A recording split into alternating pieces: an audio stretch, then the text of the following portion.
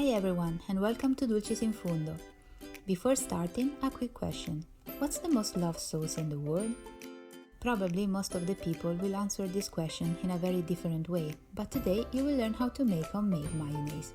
And of course, mayonnaise was the right answer to the question. Just kidding. Not many people knows that as easy and delicious the original recipe is, Japan created a slightly different and much flavorful version of this amazing and versatile sauce. It's called Kewpie, and today, other than the classic mayo, we will share with you our recipe to try and recreate the Kewpie mayonnaise taste at home. Let's get started with the classic French recipe. The ingredients are simple. You'll need vegetable oil, 2 egg yolks, white wine vinegar, and salt. It's optional, but you can add some Dijon mustard to give it a little more flavor. Also, it helps to emulsify the eggs. Add the egg yolks, the white wine and the salt in a bowl or in a container. With an immersion blender, start to emulsify the ingredients.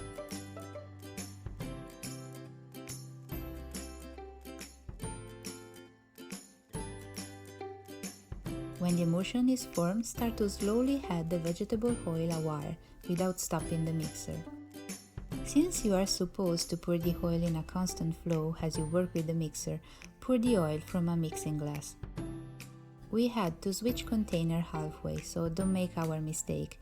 Keep your vegetable oil in a container that makes it comfortable to pour it.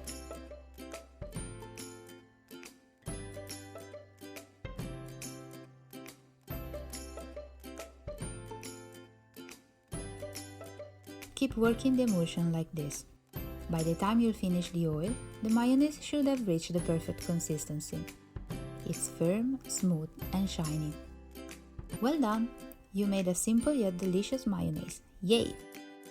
It's very easy and a quick preparation, and it's extremely convenient to make it yourself since you can control the amount of salt. Don't shy away from trying and make it by yourself. Now let's proceed with the Kewpie recipe.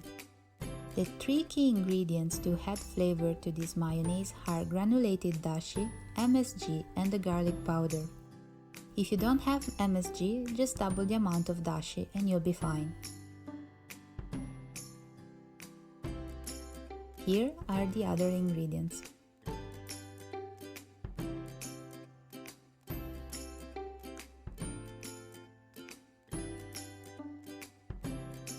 As before, you simply have to put all the ingredients in a jar or a container with the exception of the vegetable oil.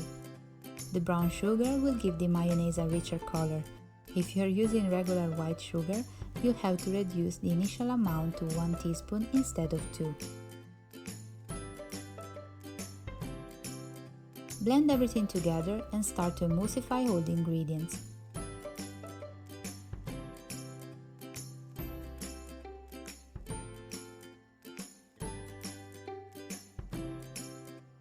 Then, start to pour in the vegetable oil a while and keep blending.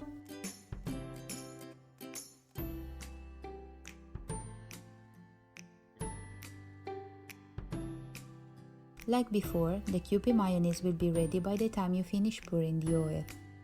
Make sure all the oil is well blended before stopping.